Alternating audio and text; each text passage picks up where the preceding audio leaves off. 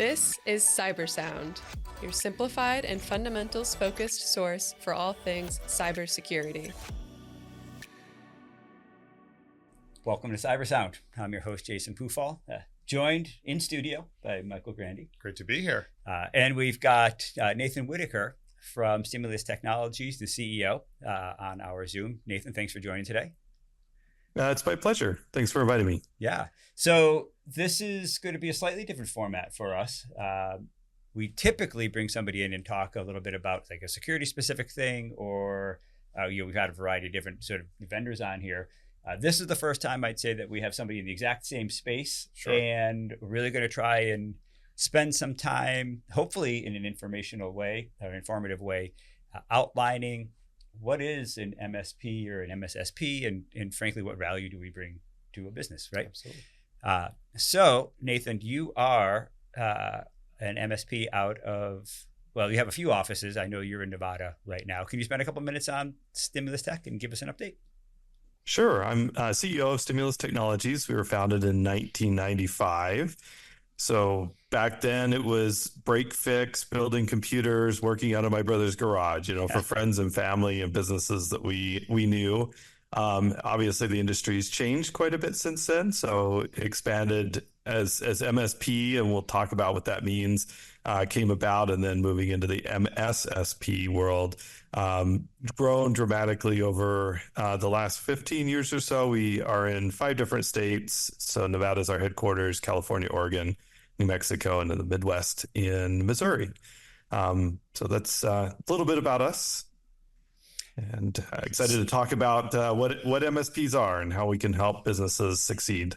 So that story, I mean, you've got the same story about growing out of a landscaping business. Landscape company on our end, 2005. So you had a 10-year head start on that end.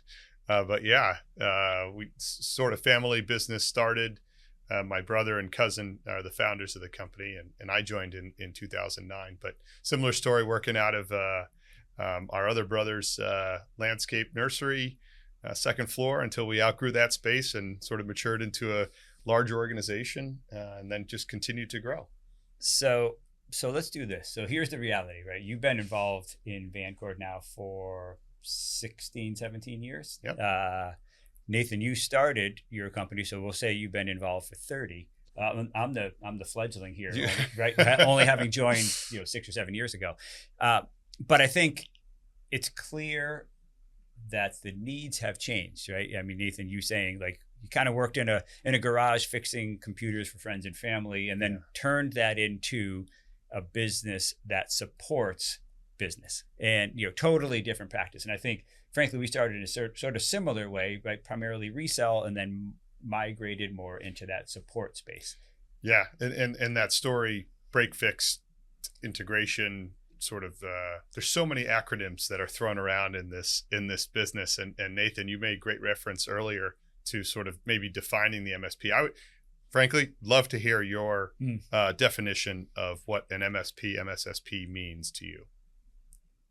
So for me, the transition from a break fix provider, a term that we use, which just means if it's broken, a customer will call us, we'll go out and fix it. That's what break fix means to us. You mentioned like reseller or value-added reseller, where you buy a product from a manufacturer like Dell or HP, and then you bundle some other services with it and sell it to the customer. But all those models are reactive, that the customer is making a request for service and you're, as a business, reacting to that request. Where the concept around MSP and MSSP, or managed service provider, managed security service provider, is a proactive model where there's a suite of tools and services that are integrated in the company's operations, along with expertise to provide the company with guidance on their technology services, how to integrate those and use those in their businesses to be more successful. And then be proactive on issues, solving things before they occur, hopefully resolving issues quickly because, again, the businesses are integrated, from a vendor to customer standpoint. There's more insight of what's going on. And so the service is much better and quicker because the service provider knows what's going on often before the customer does and can react to it. Well, I'm glad we recorded that. That was eloquent. Because my follow-up was going to be, when we're talking with businesses that have IT needs and are trying to make that decision between should they invest in full-time staff to actually do that, should they actually look at outsourcing that, the discussion often is like, what qualities do they want in an MSP? We hear a lot that they want both security and sort of your more traditional IT support services, help desk, server, networking, et cetera. Certainly, you've mentioned MSSP multiple times. That security element, I think, is important to everybody now, and everybody's trying to figure out how to deliver that. Everybody's trying to figure out how to integrate that into their existing processes that they're probably pretty well developed around. But maybe between the two of you, like what services do you feel the MSP or MSSP really has to offer a business that's considering making that move? Well, I'll jump in just quickly, and I think the needs change and evolve based on the client size and complexity and sort of where they're on their sort of technology journey and what they've implemented, and maybe in some cases as we've grown, and this might be the same for Stimulus, the client has taken more on themselves and looked for more specialization and expertise, and really looked to us as a provider to provide some of that knowledge in areas that maybe it's hard to find that CISO, that information security officer, or maybe outsource SOC services in the security side. Maybe it's more in the routing side, right? Getting into infrastructure and cloud expertise, the expansion of cloud over the last several years. So I would say that from my perspective, I think the needs of the client really is sort of the primary driver of where the business has gone for us. And as we've grown and our client size has grown, sort of dictated that build for us. Okay.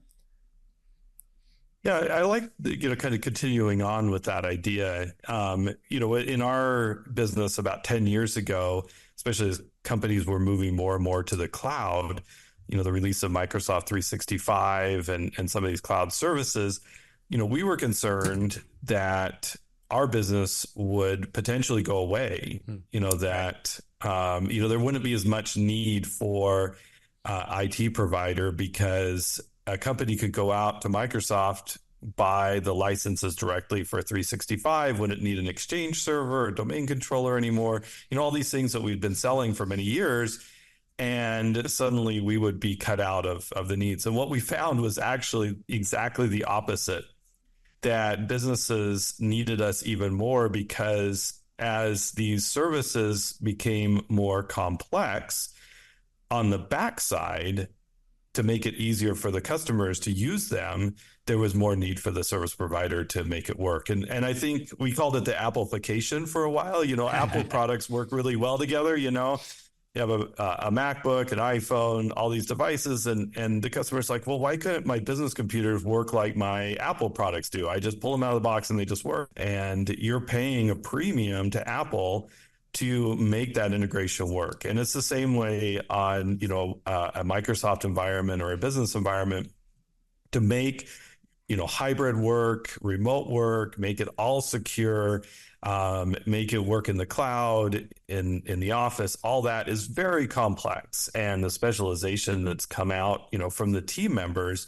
and the requirements for training and knowledge is just exponentially increased over the last 10 years. And so I think it would be difficult today for a small business, maybe under 100 or 200 employees, to put an IT department together unless they have a large budget to have that many team members there that have that specialization and training to do, everything from help desk up to, cybersecurity and all and everything in between. It's a difficult thing to do. Yeah. So it's interesting. Our model has over the last half dozen years, right? Our client size has grown. It's much more common now that we have a collaborative relationship with an IT person or maybe an IT person or two that the client has, but we really provide a lot of the work for those complex services, right? And try and engage in more of an advisory capacity in many ways, like understanding the business, understanding the direction that they should take to get more value out of IT, and operating as that advisor. And those in a lot of ways are great clients to work for, because you're not just dealing with day-to-day IT issues, right? My printer doesn't work, my network's having a problem. It's much more about how do I grow my business and how do I leverage IT as an element of that. And I find that we're doing a lot more of that now. Yeah, there's that term, and it gets thrown around, I think, in a variety of different industries. It's so applicable to what we do because of the risk and the uncertainty, and in some cases, just there's a level of complexity to technology services. But trusted advisor, right? Yeah. You know, it's been used in every sort of forum, but it is an accurate representation of the role that we ultimately play. Whether it is just the remote help desk services, or the ability to roll a truck if you're in a certain region and you're supporting someone and they have an outage, or whatever it may be, or walk them through the roadmap of where they need to be on a compliance or regulatory perspective, as the business gets more complex. And, as time sort of goes on, I think back, 15, 16 years ago, about some of the challenges that we were facing and sort of cloud proliferation, and now where we are today, it feels like a completely different world. Yeah, well, and we're in the same boat. It's very different. That and it's got to be a trusted relationship between the service provider and the customer. I like that trusted advisor because of the complexity. The customer, the CEO, the decision maker on the other side isn't going to understand everything that goes into the cake. There's so many ingredients that go in to make the perfect cake.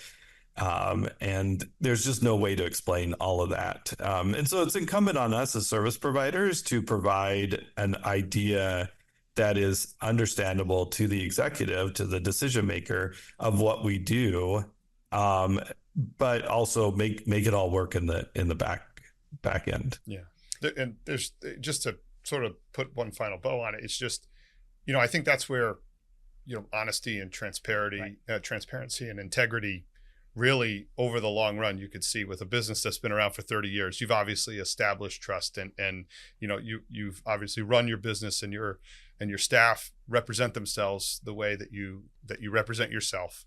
And I'd like to think the same for us, and that's why we've been around for 20 years. And that transparency is so important, because there are such layers of complexity in different areas, and understanding that you can rely on the judgment, and there's cost transparency. There's a lot of different aspects to it that you have to consider to gain that relationship with the client. And that, so I think that's one of the challenges that I'm sure we both faced is, I'm sure we all have good contracts that outline the services that we provide, but is the client fully understanding what's in that contract? Sure. And are we using language that isn't ambiguous at all?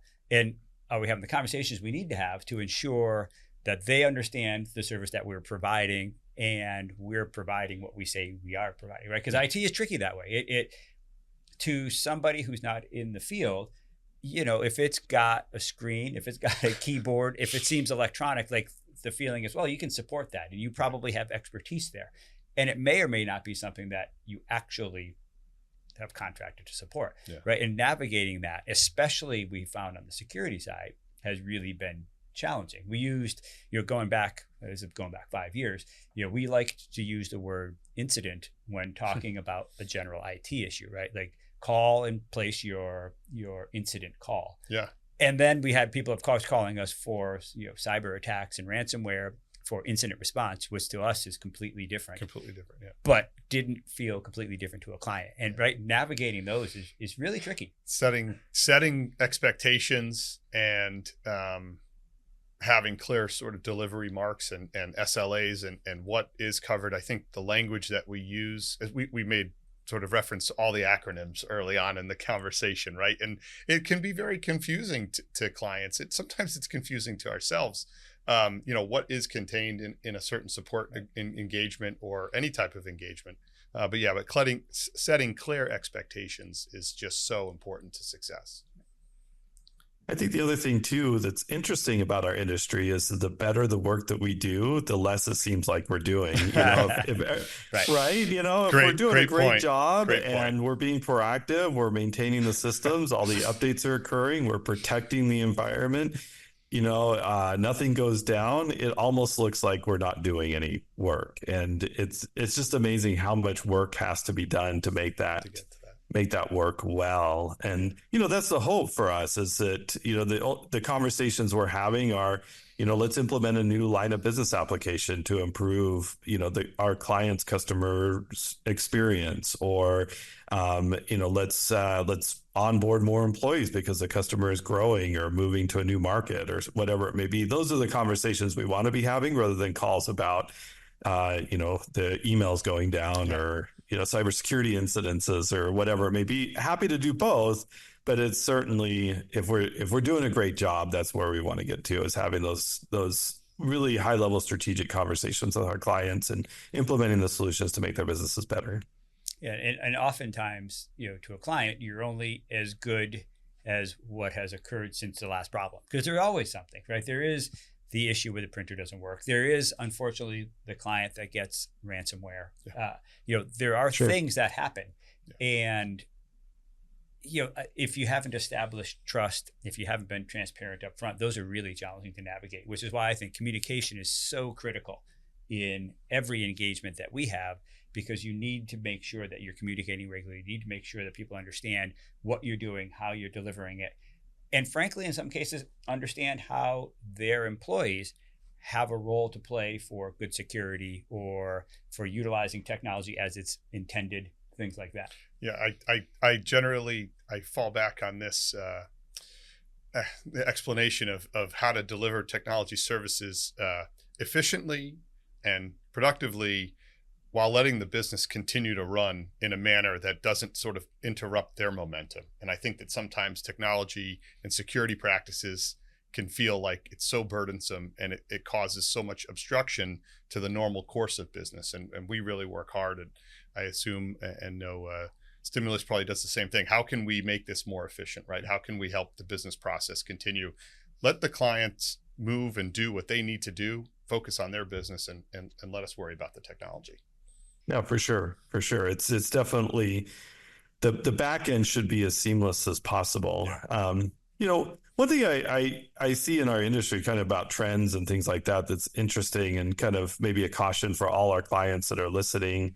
There is a trend of, I used Appleification a minute ago, but maybe this Walmart trend that's kind of going on, that there's a suite of competitors or people that are coming into the industry offering a lot of services that sound really good at a very cheap price. Sure. And I'm sure that, you guys know that, the amount of labor and time and expertise that it takes to deliver a great product and a great service to a client isn't cheap. There is a minimum level of time and expense that it takes to do that. So, it's important to understand what's included in a service provider's suite of offerings, and, where they'll be in the case of those incidents are happening. Are they, do they have the right amount of insurance to protect the clients? Do they have the expertise to resolve these issues, or do they have to outsource?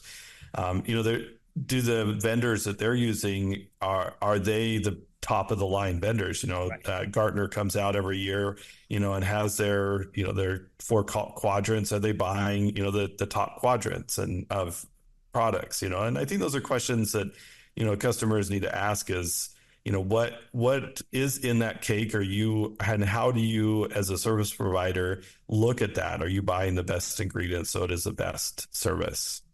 That's very well said. Yeah. I mean, that's and it's exactly, we used to use the, I guess we'll stick with the cake analogy here, right? We're eating the same cake that we're selling to our clients, right? So we're trying to incorporate that technology stack and understanding that we're spending the time, the money, and the investment on our end to protect what we hold dear, and also in the client's best interest. And I think ultimately we are looking for clients that respect and appreciate that you did take the time to vet your vendors, that you did take the time to, I mean, to your point, right, to look at those that are in that top right quadrant, that are doing the job properly. Because there's, I mean, I'm sure like both of you, my phone rings off the hook with opportunities to purchase new products. And a lot of them just feel fly by night. And you know, in 2 years, they're either going to get purchased by somebody else or they're going to be out of business, but they're going to come in at a price point that is untouchable by mostly everything we're doing. Yeah. And the consolidation that's taking place in the industry, you know, a lot of it is, private equity backed, and there's a lot of sort of roll-ups that happen. And in some cases, it's fantastic, and they built really good platforms, and they really do provide great service. But I certainly agree with Nathan's point there that, you know, there is sort of this shift that's happening, I would say, over the last 5 years, and certainly moving forward, that you can sense that there's some low-cost leaders. How about that for a terminology? We'll use that that are entering the space. So caveat emptor. Yeah, and it's certainly not a terrible thing to look at them. I mean, we look at, you know, all the vendors out there, and we do an analysis, and, you know, we just switched a couple of vendors earlier this year, and it was actually about the same price, but you know, the vendor we had been using was a legacy product. They hadn't been maintaining it well, and we analyzed it and said, you know, we want to go with what's best in class today. That it might have been best in class 5 years ago, but you know, we want to move to something that's best in class today. And it amazed me. I mean, a part of this looking for 2025, we went through all our vendors. What services does it take us to offer a suite of products to our clients? And it was 72 line items. And it just kind of surprised me, like, you know, how many ingredients go into this service? And it is really amazing. And that has increased. You know, it used to be 4 or 5 different things. Now it's, you know, in the 70s and probably increasing from there. So I'm going to take a quick stab at summarizing the part of the conversation that is, what qualities should somebody be looking for in an MSP if they're considering that? And I think certainly a company that is willing to have business-related conversations and engage regularly and transparently is one key quality, right? I think that comes out loud and clear. Yes. I think, quite frankly, an MSP that is using top-tier products should be a consideration. Now, I get that price might be an element for some businesses, and maybe that's not as important. But our job is to stay on top of technology trends. Our job is to understand what vendors are top tier and which ones aren't, and provide that best possible service. There's effort there, right? 72, right? Yeah. There's a lot of applications that go into this. Yeah. I think that's a key element. And then that advisory element. At this point now, you have to be able to engage to advance the business. It isn't about keeping things running. And I think, in fact, it's our job, and the expectation is simply that's our bread and butter. We should be really good at that. Sure, every once in a while it may not work exactly right, but largely things should be patched. Things should be operationally stable. Rolling out new IDs, rolling out new laptops, super easy. The complexity is, where's your business going to go in 5 years, and let us be a part of that, and let us help guide you there. Because that was what an internal organization would do. Right. We need to take that responsibility on. Yeah. But I don't want to presume that those are the only ones. So do either of you have anything that you want to add to that list? I would say, you know, internally, the people too that work in the environment. I think it's also, you know, review of the team and the training and certifications, and not just that, but the personalities of the engineers and technicians that are delivering the service are essential. So I often say in my company that we are a people business first and a technology business second. That's great. And, you know, it's really important. I think it kind of goes back to how you do that number one that you said. How do you have those business conversations? And it really does take from, the help desk technician all the way up to the, level 4 engineer to understand that in the end, we're delivering a service that makes somebody else's life better. And it's a people transaction. It isn't just about working on computers. So I've got 2 kids. And one of the things I always like to say is, never underestimate the power of likability. People want to do business with people they like, right? And so obviously you have to be competent and you have to deliver a good service. Boy, likability is important. Yeah. I concur. I fully support that that list is laid out. I think that'd be top 4 or 5, to look at. So Nathan, thanks for joining today. I appreciate spending a little bit of time just, collaboratively, right? We're in the same field, so we don't do this type of thing very often, but, collaboratively discussing what makes an MSP valuable and MSSP valuable, because we're all doing the security work now, and sharing your perspective on that. So thanks very much for joining. It was a pleasure being here. Thanks for having me on. You're welcome. All right. And if anybody wants to talk more about managed service providers, frankly, even if it's not because you're actively looking, but you just want to understand the landscape and maybe make some decisions about what's right for you, feel free to give us a call. Feel free to give Nathan a call. I have no doubt we'd all be happy to chat. Absolutely. Thanks for listening, everybody. We'd love to hear your feedback. Feel free to get in touch at Vancord on LinkedIn. And remember, stay vigilant, stay resilient. This has been CyberSound.